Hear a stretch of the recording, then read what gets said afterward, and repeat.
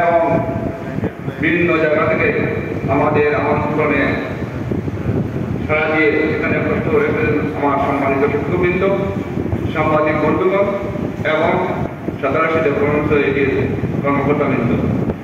প্রথমে আমি সাতারাশি ডেভেলপমেন্ট সোসাইটির কর্মকর্তাবৃন্দকে ধন্যবাদ জানাই।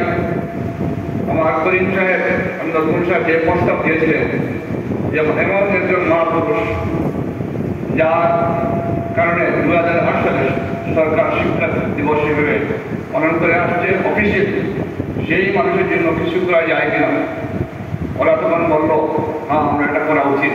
আমাদের ডিস্ট্রিক্টের, আমাদের জেলার, আমাদের এরিয়ার যারা কৃতি শিক্ষক আছেন, যারা পুরা জীবন শিক্ষা দিয়ে আমাদেরকে মানুষ করেছেন। বিবেকানন্দ বলেছিলেন, my passion is to make man.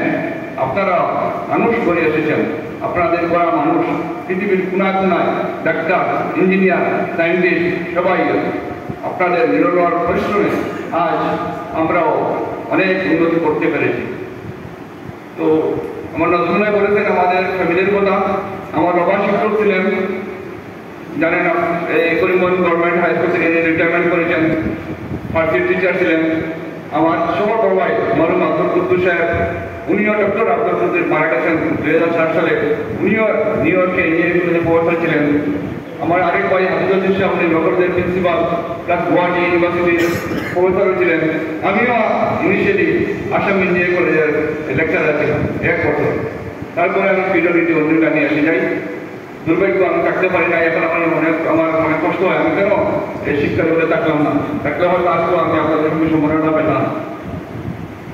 তো একটা কনফিউশন এখানে আছে, শিক্ষক দিবস এবং শিক্ষা দিবস। দু একজনে আমাকে প্রশ্ন করেছেন, তাদের কথা জানাই। শিক্ষক